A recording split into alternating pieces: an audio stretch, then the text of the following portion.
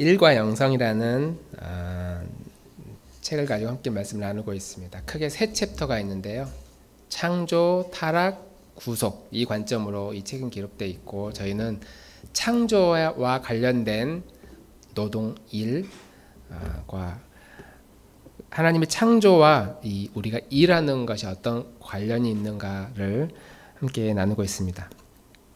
그래서 인간이 일을 한다는 것은 단순히 먹고 살기 위해서 밥 벌어먹는 그런 차원의 직업이 아니라, 인간은 일을 할 때에 하나님이 일하셨던 그 하나님의 성품과 인격을 알게 되고 배우게 되고, 하나님 우리에게 허락하신 인간의 행복, 지음받은 인간의 행복의 세계로 들어간다라고 하는 것이죠. 그래서 지난주에 이야기했지만, 내 평생의 소원이 건물주가 돼서 건물 하나 딱 사놓고 그걸로 이제 평생 여행이나 다니면서 살겠다는 것만큼 비신앙적이고 하나님 말씀과 거리가 먼 그것은 결코 행복할 수 없는 것이고 가짜 행복이다. 그래도 좋으니 그렇게도 해보고 싶다 라고 생각할 수도 있겠지만, 이렇게는 할 수 있어요. 내가 건물을 사서 무엇을 꼭 하고 싶다. 그 건물에서 어떤 일을 꼭 해보고 싶다. 단순히 해보고 싶다가 아니라 그것을 내 인생의 목표를 삼고 하는 것은 전 정말 좋다고 생각합니다. 꼭 로또가 되기를 바랍니다. 30대에 할 수 있는 일, 그리고 40대에 할 수 있는 일은 선택의 폭이 많은데, 50대, 60대가 갈수록 선택의 폭이 줄어듭니다. 그럼에도 불구하고 내가 50대에는 뭘 할 수 있을까? 내가 60대, 내가 80대에는 이런 일을 해야지. 그런 생각을, 그런 계획을 우리가 꼭 가져야 된다. 그것이 바로 하나님의 사역에 동참하는 것이고 하나님을 알아가는 하나의 일이다. 지난주 그 이야기를 했지만, 지지난주에 저희가 간증을 들으면서, 교회에서 장로님이 은퇴하시고 이제 은퇴했으니까 이제 할 일이 없다가 아니라, 내가 은퇴했으니까 이제 남는 이 많은 시간에 뭘 할까? 교회 화장실을 내가 전담해서 맡아서 청소하는 그런 이야기를 듣고 있으면, 아, 그렇지. 이제 은퇴했으니까 이렇게 딱 목에 힘주고 그냥 돌아다니는 것이 아니라, 뭐라도 내가 할 일이 더 있을 것이다. 이건 내가 할 수 있을 것 같다. 몸과 마음이 허락하는 한 그 일을 찾아서 우리가 하는 것이 너무 필요하다. 그래서 오늘은 세 번째 주제로, 일은 하나님을 닮아가는 수단이다 라는 제목으로 말씀을 나누도록 하겠습니다. 인간은 일을 하도록 설계되어 있고, 일을 하면서 인간으로서의 존엄성을 알게 되고, 내가 살아있구나. 특별히 아담은 하나님이 일을 시키셨죠. 동물들을 다 만들어가지고 어떻게 이름을 짓나 이렇게 보고 계셨고, 그리고 아담에게 세상을 다스리고 정복하고 여러 가지 일들을 하라고 그렇게 명령을 하셨습니다. 그 중에 문화명령이라고 하는데, 땅에 충만하라, 땅을 정복하라. 이 말이 이 사회를 발전시키는 아주 중요한 원동력이 되었다라고 말할 수 있습니다. 사회를 발전시키는 가장 중요한 명분이 된 거죠. 우리 28절 말씀 개역성경 세번역으로 우리 따로따로 한번 읽어보도록 하겠습니다. 시작. 하나님이 그들에게 복을 주시며 하나님이 그들에게 이르시되 생육하고 번성하여 땅에 충만하라, 땅을 정복하라, 바다의 물고기와 하늘의 새와 땅에 움직이는 모든 생물을 다스리라 하시니라. 아멘. 세번역으로 시작. 하나님이 그들에게 복을 베푸셨다. 하나님이 그들에게 말씀하시기를 생육하고 번성하여 땅에 충만하여라, 땅을 정복하여라, 바다의 고기와 공중의 새와 땅 위에서 살아 움직이는 모든 생물을 다스려라 하셨다. 땅에 충만하라, 땅에 충만하라, 생육하고 번성하여 땅에 충만하라. 동물들에게도 하신 명령이고 인간에게도 하신 명령인데, 동물에게는 특히 새끼 많이 나서 너희 종족이 많아지도록 해라. 뭐 그런 의미라고 할 수 있습니다. 그런데 인간에게도 똑같이 적용되긴 하지만, 단순히 인간은 애를 많이 낳아가지고 2명, 3명, 4명, 5명 이렇게 많이 낳는 것만이 하나님의 그 중요한 생육하고 번성의 목표가 아니라, 문명을 만들라라는 의미입니다. 문명을 만들어 가라. 그러니까 문화를 만들고, 그러니까 이 말은 다스리고 정복하라. 그러니까 이 말은 뭔가 좀 우리가 느낄 때 폭력적인 그런 느낌으로 와닿아요. 정복하라고 그러니까, 소유하라고 그러니까, 세상의 1등이 되라, 최첨단이 되라, 뭐 새로운 세상의 뭐 오너가 되라.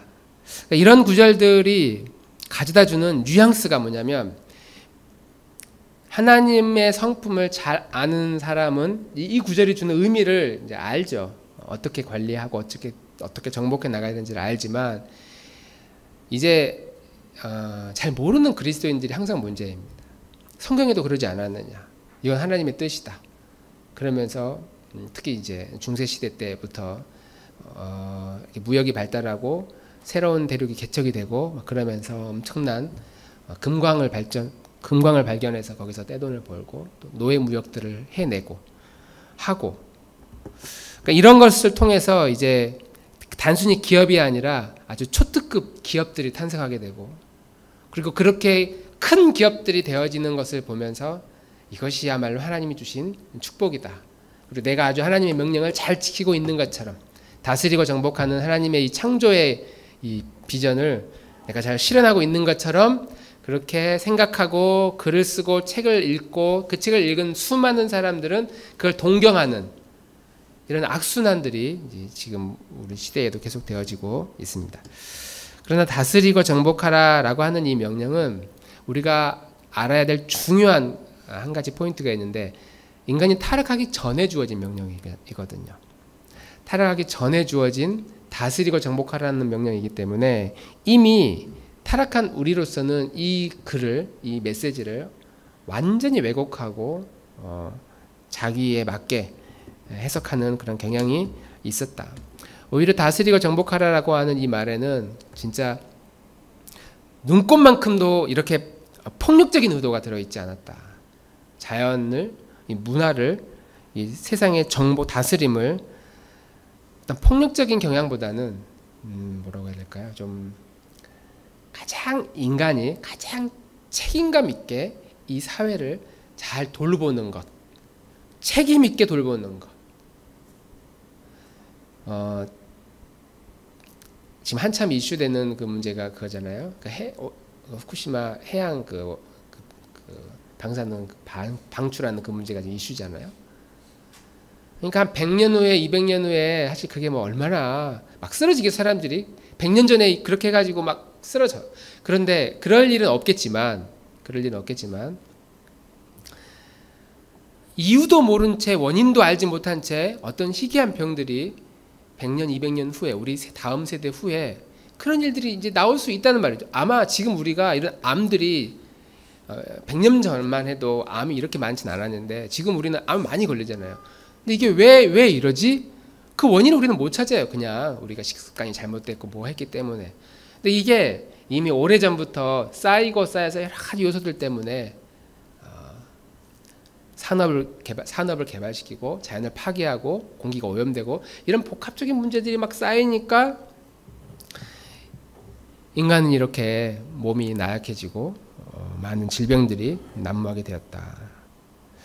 뭐 그런 오염수 방류하는 이런 문제들도 이제 그런 차원에서 보다 좀 책임 있는 인간의 태도가 필요하다. 하나님이 과연 무엇을 원하실 것인가?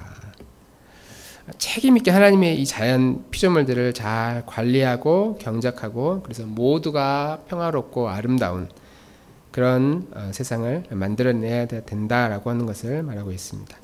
그래서 하나님의 이 창조하는 이 과정을 보면, 우리 인간이 하나님의 창조의 과정을 보면 하나님이 어떤 분이신가에 대해서 배울 수 있는 요소들이 이 성경 안에 있습니다. 저는 하나님이 이 창세기 1장 2절 읽으면서 가장 감동적인 장면이 이제 이 장면을 다 꼽았어요. 각자 뭐 여러 가지 장면들이 있겠지만, 빛이 있으라, 캄캄한데 빛이 쫙 있는 장면도 물론 아름답고 황홀하지만, 아담이 막 땀을 흘리면서 막 이름을 짓고 막 만져보고 특징을 살피고, 코가 기니까 코끼리, 뿔이 있으니까 코뿔소, 막 이런 걸 막 이름을 지어주면서 낑낑대고 있을 때 그걸 하나님이 이렇게 지켜보고 있다가 혼자 이렇게 열심히 일하는 그 아담이 안쓰러워서 잠들어 있는 아담의 갈빗배를 취해서 여자를 만들고, 다음 날도 뭔가 좀 몸이 좀 이상한데 하고 있지만 또 열심히 일하러 나가서 열심히 그 하나님의 창조 사역에 동참하고 있는 그 아담에게 하와를 데리고 온 딱 그 첫 순간이 아담이 볼 때 어떠했을까? 그 하와를 처음 봤을 때 이름을 지어주려고 막 달려갔을까요? 그 장면이 저는 가장 감동적인 장면이 아닐까. 창조의 하나님의 이 창조 사역에 있어서 가장 감동적인 장면이다. 아담에게 하와를 주는 거 이제 돕는 배필로 주셨지만, 아담과 하와는 근본적으로 다르잖아요. 남자와 여자로 지으시고 외모도 다르고 당연히 성향도 다를 것이고, 하나님이 다른 성향을 주셨을 거니까 다른 성향을 가지고, 그런데 그런 서로 다른 아담과 하와가 너무 마음에 들어 서로 사랑에 빠지고 서로 사랑하는 관계가 되고 다른데 사랑하게 되는 그런 관계, 그리고 아담과 하와가 서로 부족함들을 이렇게 보완해 주는 그런 관계, 완벽히 다르지만 완벽히 하나가 되어지는 관계, 성도 다르지만 하나의 그런 한 몸이 되어지는 그런 관계, 그런 관계, 말로 설명할 수 없는 그 관계를 통해서 우리가 배울 수 있는 것은 무엇인가?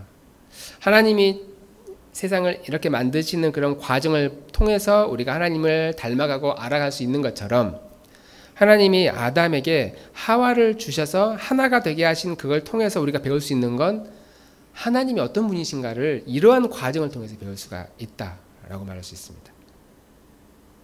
서로 다른데 다른 사람들이 하나가 되어지는 과정을 통해서, 물론 나도 알고 너도 알고 이것도 중요하지만 이 관계를 통해서 하나님이 이런 분이시구나 이걸 알게 된다는 거죠. 하나님이 가지고 계시는 하나님의 성품, 또 하나님의 인격, 하나님의 일을 하는 방법, 그걸 어떻게 할 수 있느냐? 남자와 여자가 서로 하나가 되어지는 과정, 연합되어지는 과정을 통해서, 그 과정을 통해서 하나님이 이런 식으로 일하시는구나, 이걸 우리가 알 수 있다 라고 하는 겁니다. 우리는 하나님을 닮은 존재이기 때문에 하나님이 하는 방식으로 우리는 무엇이든지 일을 합니다. 하나님의 일을 하는 방식으로 우리 일을 합니다. 창세기 1장에 제일 처음 나오는 이제 구절이 그거잖아요. 태초에 하나님이 천지를 창조하셨지만 2절에 보면은 땅이 공허하고 혼돈스럽고 하나님의 영이 그 혼돈스러운 이 세상을 이렇게 움직였다. 이게 인간의 언어로 이렇게 표현할 수밖에 없는데, 세상이 아주 무질서한 상태. 이제 거기에서 그럼 그 전에 하나님은 계속 그러고 사셨느냐 이렇게 물어보면은 이제 그건 우리가 알 수 없는 영역이니까 모르지만, 아주 무질서하고 혼란스러운 그런 상태에서 하나님이 하나하나 질서를 만들어가는 그런 방식으로 우리도 하루만 지나면 분명 어제 청소했는데 더러워지는 우리 집안을 청소하고, 매주 교회를 청소하고, 어제 입은 옷 또 빨고, 이런 식으로 하나하나 정리하고 청소하고 원래 있던 자리로 돌아가게 하고, 그렇게 하는 것이 바로 하나님의 일에 동참하는 것과 같은 개념이다. 그러니까 이거 죽겠다, 허리 죽겠다, 막 허리 아파 죽겠는데 하면서 일하는 것이 아니라, 그걸 통해서 이렇게 정리되는 모습을 보면서 하나님의 창조 사역이 이런 개념으로, 뭐 흉내도 못 내겠지만 이런 방식으로 하나님도 일을 하셨겠구나. 우리 집에서는 제일 청소 열심히 하시는 저희 이제 아내를 보면, 청소 다 하고 나면 저는 뭐 깨끗하다 이렇게 생각하는데 그렇게 기분이 좋은가요? 네. 다 깨끗해진 모습을 봐야지 기분이 이제 확 좋고 다른 뭔가를 할 수 있는 이제 그런 마음의 상태가 바로 세상을 다 지으시고 보시기에 좋았더라라고 하는 그 하나님의 마음과 같다라고 할 수 있을 것 같습니다. 혼란스러운 세상에 정리하고 조화를 이루도록 하는 데에 이제 우리는 부름을 받았다라고 하는 것이죠. 다스리고 정복하라라고 하는 이 말씀은 성공해라, 최고가 되라, 더 많이 소유하라, 더 큰 사람이 되라, 이렇게 어떤 소유와 관련된 그리고 어떤 폭력적인 방법을 사용해서 많은 것을 가지고 소유하라는 그런 의미가 아니라 내가 크든지 작든지 다 하고 나서 좋다, 좋다, 이런 말이 절로 나오도록 하라는 것이죠.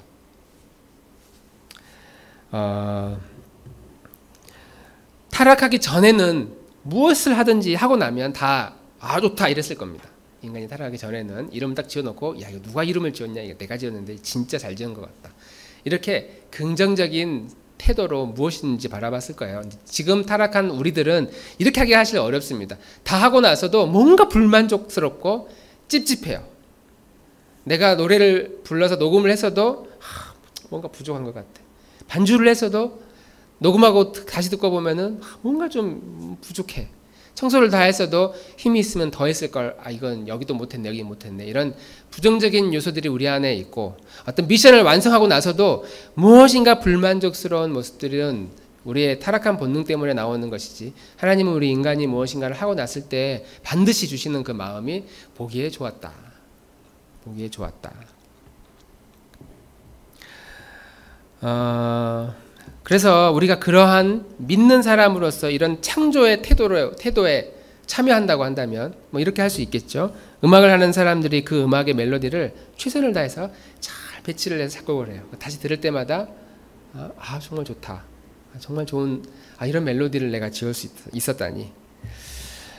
그리고 마음이 좀 편안하고 풍요롭게 만들어지는 그런 음악들을 지을 수가 있고, 원자력을 연구한 사람이라면 그걸로 폭탄을 만드는 것이 아니라 그걸로 사람을 유익한 몸의 건강을 진단하는 또 많은 에너지들을 만들어내는 그런 일들을 사용할 것이고, 지금처럼 이렇게 원자력 가지고 무엇인가를 하려고 시도했을 때에 이 지식을 가지고 있는 사람들이 솔직하게 정직하게 자기 의견을 게시하는 것, 이런 것들이 하나님의 창조사역에 동참하는 것이다 라고 말할 수 있을 것입니다. 우리는 농사 짓는 사람 없지만 내가 농부다 그러면은 남들도 다 농약 치니까 나는 더 독한 농약 쳐가지고 질 좋은 농산물을 만들어서 이렇게 파는 것이 아니라, 다 농약이나 이런 걸 할 때 농약을 안 치고 유기농이나 이런 방법을 할 수 있는 방법이 없을까 고민하고 더 방법을 찾는 그런 태도라고 말할 수 있을 겁니다. 집안을 청소하는 일도 그럴 것이고, 사람과 사람의 관계에 서로 깨지고 찢어져 가지고 상처투성인 그런 사람들을 만나서 화해를 시키고 대화하고 마음을 어루만져주고 위로해주는 그런 일들도 다 이 하나님의 창조의 사역에 동참하는 것이라고 말할 수 있을 것 같습니다. 한 번도 본 적이 없겠지만 제가 최근에 조그만 키보드를 하나 샀어요. 근데 이 키보드는 그 매크로 키보드라고 그래요. 그러니까 이렇게 키보드가 이렇게 자판이 이렇게 다 있잖아요. 근데 그거는 뭐라고 하냐, 숫자 키패드만 있는, 이렇게 손바닥만 하는데 키패드만 있는 그 정도 사이즈의 키보드예요. 컴퓨터에 연결해가지고. 근데 이거는 단축키 기능이 있어가지고요. 내가 컴퓨터로 한 1분 동안 쳐야 될 것을 숫자 하나 딱 치면, 미리 세팅을 해놓으면 숫자 하나 딱 치면은 그게 쫙 되게 만들어요. 저도 그런 게 있는지 그냥 말로만 들었는데 이런 게 있다고? 그래서 이제 한번 사서 세팅을 좀 해보고 했는데 시간을 줄여줘요. 저의 시간을. 한번 딱 누르면 이게 금방 끝나요. 컴퓨터로 단축키 막 손가락 아프게 막 이렇게 눌러서 단축키를 통해서 여러 가지 작업을 하는데, 단축키를 입력해 놓으면 숫자 하나 딱 누르면 알아서 단축키가 딱 세팅이 돼서 움직여요. 오래 걸리는 일을 짧게 해주는 거니까, 시간을 줄여주니까 유익을 준 거죠. 이런 기계들이 있구나. 이런 기계들이 있구나. 저는 워드프레스에서 한글만 배웠는데, 저는 한글을 주로 마우스 잘 안 쓰고 단축키를 쓰거든요. 아마 대부분 다 마우스를 쓸 거라고 생각합니다. 표 만들고 표 안에 자동으로 숫자 더하기 이런 기능 있는 건 다들 아시죠? 표 이렇게 블럭 쫙 잡으면은 자동 더하기, 자동 덧셈 해주고 평균치도 구해주고 막 그러잖아요.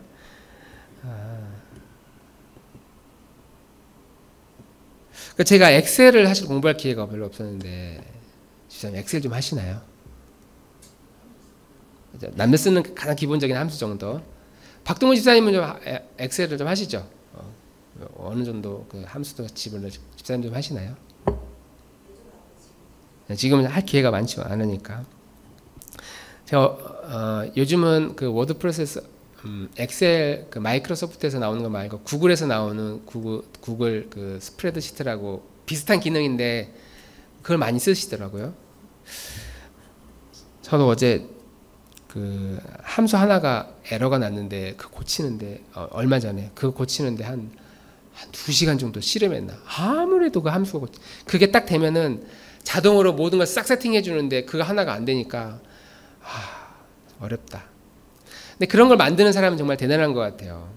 코딩, 컴퓨터로 막 프로그램을 짜가지고 어플을 하나 딱 만들어 놓으면 기본적인 것만 입력하면은 자동으로 쫙 세팅되게 만들어. 진짜 인간이 하기 어려운 일들은 기계가 다 해줘요. 그런 걸 보면 인간이 하는 일을 좀 짧게 도와주는 기계를 만들고 코딩을 공부해서 코딩으로 프로그램을 짜고 그러니까 이런 일들도 하나님의 창조의 세계에 동참하는 것이다. 내가 걸어서 1시간 갈 곳인데 누군가가 차를 만들어줘가지고 10분이면 가게 만들어줘요. 내가 외국에 갈 일이 없는데 갈 수가 없는데 비행기를 만들어서 비행기를 타고 먼 외국도 갈 수 있도록 도와주는 거. 몸이 아프고 막 콧물이 나는데 예전 같으면은 뭐 거기에 막 된장 바르고 뭐 바르고 막 그랬겠지만 그냥 알약 하나 아스피린 하나 딱 먹으니까 열이 내리고 몸이 건강해지는 거. 이런 일들이 다 하나님의 창조 사역에 동참하는 일이다. 알람이 있어서 정해진 시간에 금방 일어날 수 있도록 하는 것도 마찬가지죠. 이런 것들이 하나님의 창조하는 그 일에 하나님의 이 매뉴얼에 따라서 이런 일들을 하는 것이 하나님의 매뉴얼 만들어 놓으신 매뉴얼대로 살아가는 방법이다라고 말할 수 있습니다. 그렇다면 모든 사람들이 다 이렇게 창조적인 일을 할 수 있느냐? 모든 사람들이 뭔가 새로운 일들을 만들어내는 그런 일들을 하느냐? 그러면 손은 누가 키우느냐? 누군가는 반복적으로 어제 한 일을 오늘 해야 되는 그런 일들도 있을 거 아니에요?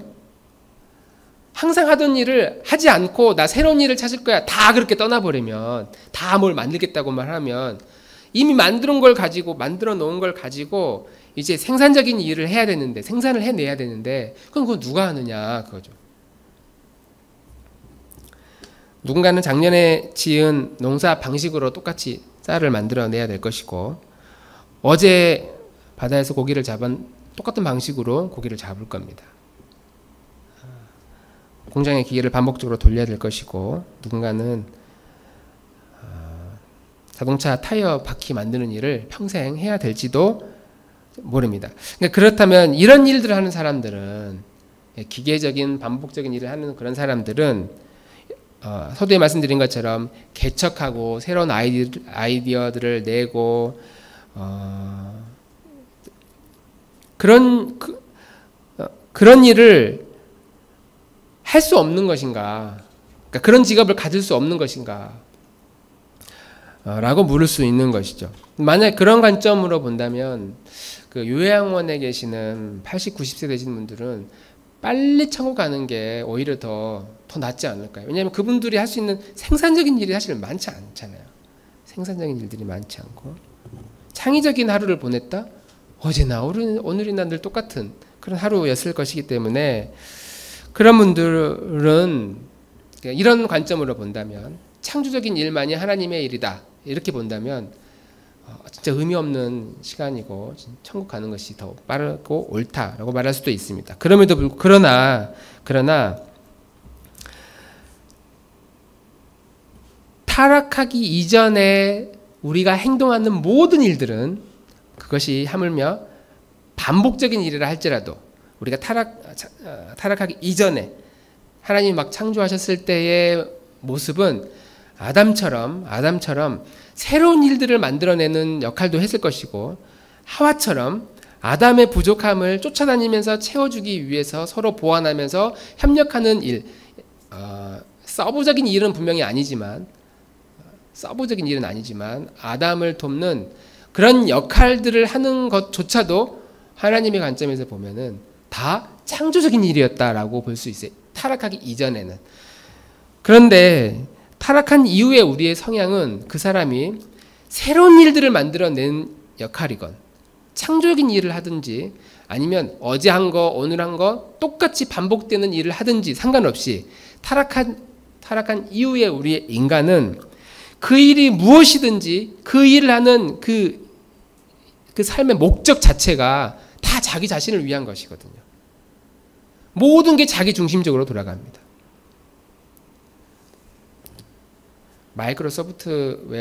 마이크로소프트를 만들어가지고 전 세계 사람들이 워드프레스를 쓰고 엑셀을 쓰고 파워포인트를 쓰도록 했어도 그것이 타락한 인간의 태도로 그 일들을 했다면 그 사람은 창조적인 일을 한 것이 아니라 그냥 자기 성공을 위해서 그 일을 한 것이죠.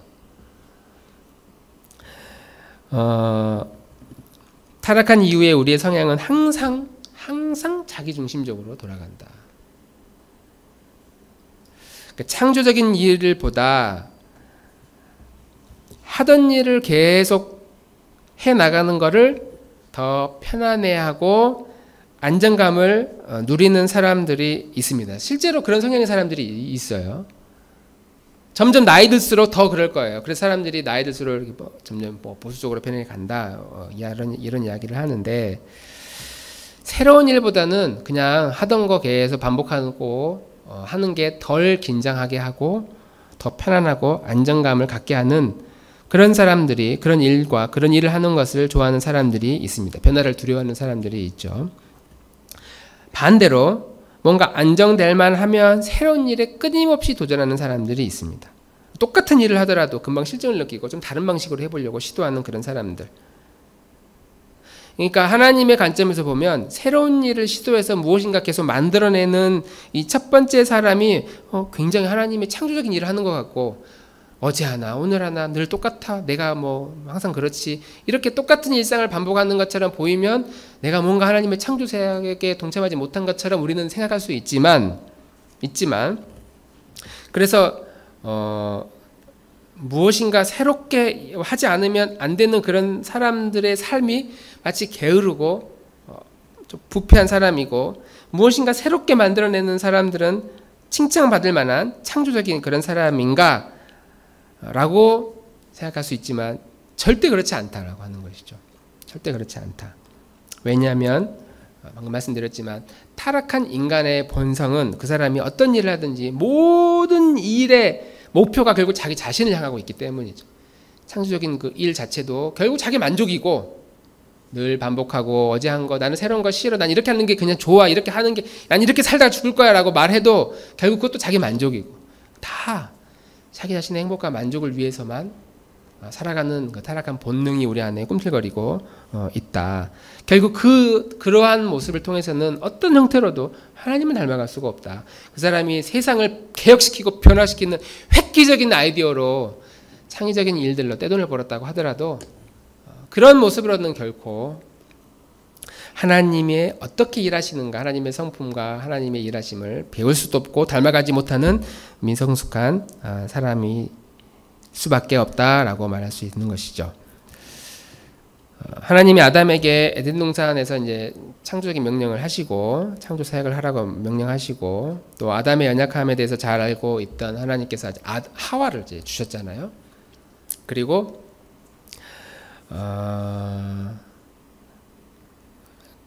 하와를 주셨을 때에 하나님이 바라보는 그 아담의 모습은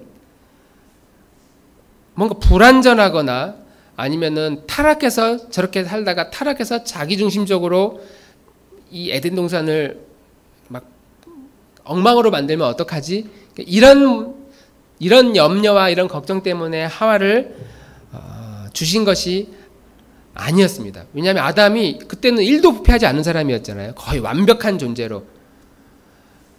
지금의 우리하고는 완전히 다른 형태의 그 인간의 모습으로 하나님의 창조 세계를 거의 퍼펙트하게 이름을 짓고 어떤 일들을 해 나가고 있었을 겁니다. 그럼에도 불구하고 하나님은 어떤 모습에서 이 부족함을 느꼈을까요? 아담의 이런 모습들이 부족한 것 같아. 이렇게 부족함을 느끼고 하와를 데려다가 그에게 붙여주셨을까요? 어떤 부족함을 느꼈을까요? 전 여기서 아담이 무엇인가 부족함을 느꼈다라기보다는 하나님이 아담에게 하나님과 인간의 그 사랑하는 관계, 서로 연합하는 관계를 더 잘 설명하고 더 묘사하고 그걸 더 잘 가르쳐 주기 위해서 아담에게 하와를 보내주셨다. 우리 잘 알고 있지만 삼위일체 하나님의 가장 본질은 서로 연합하여 사랑하는 것이잖아요. 그리고 세상을 만들어 놓으시고 하나님이 그것을 사랑하는 것으로 하나님의 사랑의 본능을 흘려 보내주시는 것으로 세상을 지으셨고, 당연히 아담도 사랑하는 관계 가운데 삼위 하나님의 사랑을 알려주고 그것이 얼마나 행복하게 하는지 즐거운 일인지를 보여주셨습니다. 근데 아담이 혼자 있기 때문에 누군가를 사랑하면서 살아야 되는 그 근본적인 대상이 이제 부족한 거죠. 하와를 데려다가 서로 사랑하게 하는 것으로 하나님이 하시는 이 창조 사역의 태도, 또 그 마음가짐, 또 그런 모습들을 보여주셨다라고 말할 수 있습니다. 만약 인간이 타락한 존재가 되지 않았다면 아담은 아담대로, 하와는 하와대로 하나님의 창조 사역에 동참하는 일을 해 나갔을 겁니다. 지금도 계속 그 일을 아마 타락하지 않았다면 계속 해 나갔을 겁니다. 그러나 타락한 그 인간의 마음 가운데 아담과 하와가 타락하게 되고 변질되게 되어서 창조적인 일을 하든지 반복적인 일을 하든지 누구든지 상관없이 다 이게 자기 중심을 향하게 되니까, 자기 자신의 만족과 행복을 위해서 모든 시선이 가게 되니까 이 세상에 하나님이 다스리고 정복하고 새롭게 하라는 이 문화 명령이 다 어그러지고 사회가 발전되긴 됐지만 그 발전의 그늘이 너무 심각하게 우리의 삶을 괴롭히고 있다는 사실은 우리는 너무나 뼈저리게 느끼고 있습니다. 그럼에도 불구하고 지금 우리는 이제 예수님을 믿고 하나님의 자녀가 되었다면 우리가 하는 모든 행위들은 다 하나님의 창조 일에 동참하는 일인데, 창조하는 일에 동참하는 일인데, 그것은 에덴 동산에서 하나님이 아담에게 명령하셨고 하와를 붙여주심으로써 가르쳐 주려고 했던 같은 방식으로 지금도 일하신다라고 하는 것이죠. 그런 관점으로 본다면 우리가 단순히 어느 한 회사의 직원으로 일을 하거나, 아니면 내가 오너로 일을 하거나, 아니면 새로운 일을 내가 오너가 되기 위해서 준비를 한다거나, 아니면 뭐 자영업을 한다거나, 어떤 일을 하든지 서로 협력하고 하나가 되도록 좋아하는 그 태도를 통해서 많이 하나님에 대해서 배울 수 있는 아주 중요한 관점이다 라고 말할 수 있습니다. 그러니까 일을 하면서 하나님이 어떤 분이신가를 계속 배워나가는 거죠. 가난한 자와 부자가 서로 경제력과 노동력으로 서로 협력함으로써 서로 즐거워하는 겁니다. 남자와 여자가 서로 가진 다른 은사와 재능으로 서로 협력을 하는 것이고, 부모와 자녀가 서로 다른 역할로 서로를 존중하며 가정이라는 아름다운 공동체를 세워나갑니다. 저는 이제 가정 아이들을 보면서, 제가 부모니까 다 가르칠 거 아닙니까? 근데 어느 순간 아이가 저를 가르칠 때가 있어요. 아침에 이렇게 눈을 떴는데 옆에 와가지고 뭐라고 이야기를 하면서 얼굴 환한 표정으로 아빠를 쳐다볼 때, 엄마를 쳐다볼 때, 그런 걸 보면 내가 너를 보면서 참 배운다 이런 생각을 하거든요. 아이는 어제 혼났어도 다음날 우리 엄마 아빠 좋다고 더 그렇게 와서 밝은 표정으로 마음을 열고 엄마 아빠 손을 꽉 잡아요. 몸을 꽉 부딪혀요. 그런 걸 보면 이런 것을 통해서 하나님의 일하심을 내가 알게 되는구나. 하나님과 우리 인간의 관계가 바로 이런 관계이구나.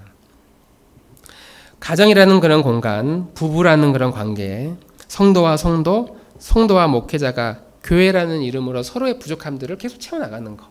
계속 채워나가는 거.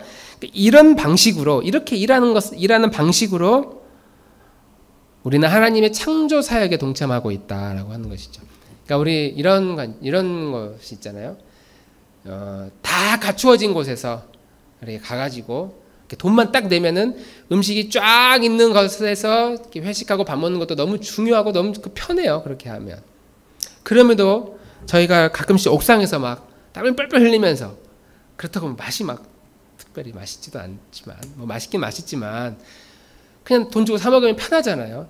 근데 그렇게 편한 일을 하지 않고 직접 준비하고 요리하고 각자 집에서 하나씩 가져옵시다 해서 준비해가지고 가지고 와서 어머 이거 어떻게 만들었어요 하면 서로 이야기 나누면서 하면서 준비하고 치우고 하는 이런 모든 일련의 과정들이 하나님의 창조 사역에 동참하는 일이다. 동참하는 태도다. 라고 말할 수가 있는 것이죠. 왜 우리가 그런 관점으로 본다면 왜 우리가 이렇게 교회를 세우기 위해서 이렇게 씨름합니까? 이미 큰 교회, 잘 갖춰진 교회들이 얼마나 많아요. 거기 가가지고 다 갖춰져 있으니까 가서 예배 다 드리고 끝나면 헌금하고 뭐 주일학교 누구 보내고 뭐 봉사하라고 그러면 그냥 간단하게 딱 시간 정해지면 딱 그거 하고 그냥 오면은 내가 오늘 할 일 다 했다 이렇게 생각할 수 있는데 굳이 우리가 그렇게 하지 않고 작은 교회에서 이건 누가 하지 저건 누가 하지 이런 눈치 보면서도 서로 하나하나 채워나가는 이런 방법을 하느냐. 이렇게 무엇인가를 만들어가는 이런 과정 자체가 하나님이 우리에게 주신 하나님의 매뉴얼, 이 일을 하는 하나님의 그 매뉴얼에 동참하는 방식이다. 배워나가는 방식이다. 하나님의 매뉴얼을 배우는 중요한 한 방법이기 때문입니다. 왜 땀을 흘리며 달리기를 하느냐? 그냥 차 타고 가면 되지. 근데 달리기를 하면 심장이 튼튼해지거든요. 왜 시험을 봅니까? 그냥 매크로 키보드 딱 누르면 알아서 답이 쫙 나오는 세팅이 되는데 전자계산기 누르면 바로 답이 나오고 검색하면 답 다 나오는데 왜 우리가 시험을 봅니까? 그렇게 해야 밤을 새가며 공부를 하는 것이 내 머릿속에 필요한 지식이 떠나가지 않고 차곡차곡 쌓이게 하는 하나님의 방법이기 때문이죠. 그런 점에 있어서 나는 원래 난 이런 거 싫어. 나는 이거 내 성향이 아니야. 라고 이렇게 말하는 것은 하나님의 매뉴얼과 아주 거리가 먼 타락한 인간이 가지고 있는 그런 본성일 수밖에 없다. 그래서 하나님은 타락한 인간이 다시 회복하고 거룩한 길로 돌아오게 하는 한 방식으로 무엇을 했느냐? 하와를 붙여주시는 것으로. 전혀 다른 사람을 붙여주셔가지고 낑낑대고 부딪히고 서로 다듬어서 철을 날카롭게 해가지고 아주 날카로운 칼을 만드는 것 같이 하와를 붙여주는 것으로 하나님은 하나님의 일을 하셨다. 저는 이 하와라는 이 이름에 은혜라고 이름을 붙여봤어요. 아담에게 하와를 보내주신 것처럼 아담에게 은혜를 붙여주셨어요. 그래서 아담은 이렇게 이제 고백을 하는 거예요. 나는 은혜 없이는 이제 잘 살 수가 없을 것 같아. 나는 은혜 없이는 살 수가 없어. 나는 은혜 없이는 불완전해. 나는 은혜 없이는 하나님의 선하심과 좋으심을 알 수 없어. 우리가 그런 믿음의 고백을 할 수 있어야 된다라고 하는 것이죠. 은혜가 없으면 혼자 하는 걸 즐겨요. 은혜가 없으면 누가 옆에서 간섭하는 걸 귀찮아합니다. 나 혼자서 하는 걸 즐기게 되고 나 혼자 하는 걸 행복이라고 느끼게 되는데 은혜가 없으면 혼자 하는 걸 즐거워하는데 내 안에 은혜가 들어오면 이 은혜에 따라 내가 살다 보면 함께 사는 것을 불편하다고 생각하지 않아요. 내 앞에 누군가가 있는 것이 그렇게 감사해져요. 내가 은혜가 있을 때. 그리고 은혜가 있으면 이걸 불편하다고 생각하지 않고 맞아. 하나님의 원리에 따라 사는 건 이렇게 사는 거야. 이렇게 해석하면서 하나님의 매뉴얼대로 살아가는 삶의 방식을 배워나간다라고 하는 것이죠. 우리가 이 약속의 말씀을 이 한 주간에도 기억하면 좋겠습니다. 우리를 불편하게 하는 것들이 있잖아요. 일주일 동안. 나를 좀 고단하게 하고 신경 쓰게 하는 것들. 그런 것들이 보일 때마다 이건 하나님 나에게 은혜로 주셨구나. 내가 이 은혜가 있으니까 이 한 주간에도 하나님의 일하는 방식에 동참한다. 하나님 나라의 삶의 방식으로 내가 참여한다. 그리고 이러한 은혜를 기대할 때에 이 은혜가 주는 이 매뉴얼에 따라 우리의 이 매뉴얼에 따라 살아갈 때에 우리의 삶이 보다 풍요롭고 우리의 언어가 보다 하나님의 언어가 나올 것이고 우리의 삶에 대한 태도도 훨씬 더 우리를 괴롭히는 방식으로 살아가는 것이 아니라 우리를 다독이고 내 이웃을 다독이고 소망을 품고 믿음으로 누군가를 사랑하면서 그렇게 살아가게 될 줄 믿습니다. 우리 한 주간 은혜 나에게 주신 이것이 나에게 주신 은혜구나. 이 일을 하게 하시는 것도 하나님의 은혜구나. 그 은혜의 매뉴얼을 따라 주님이 주신 축복의 삶을 살기를 주님 이름으로 축복합니다. 우리